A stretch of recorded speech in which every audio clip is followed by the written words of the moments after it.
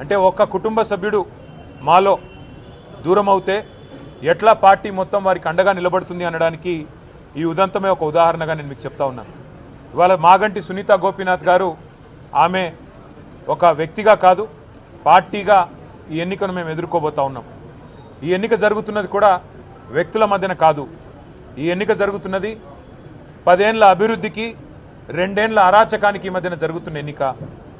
10 ఏళ్ల పారదర్శక పాలనకు ఈ 2 ఏళ్లుగా జరుగుతున్న అవినీతి పాలనకు మధ్యన జరుగుతున్న ఎన్నిక.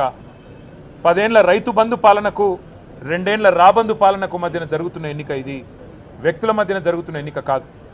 మేము జూబ్లీహిల్స్ నియోజకవర్గ ప్రజలకు కూడా మాగంటి సునీత గోపీనాథ్ గారిని గెలిపించాలని అభ్యర్థిస్తూ వారి గెలుపు వల్ల మీకు రాబోయేది ఏంటిది అంటే కాంగ్రెస్ ఇచ్చిన 6 గ్యారంటీలు మీరు జూబ్లీహిల్స్లో గట్టిగా కాంగ్రెస్ పార్టీకి దిమ్మ తిరిగే విధంగా మీరు తీర్పునిస్తే తప్పకుండా రాష్ట్రం మొత్తంలో కూడా పేదలకు న్యాయం జరుగుతుంది, పేదలకు లాభం జరుగుతుంది.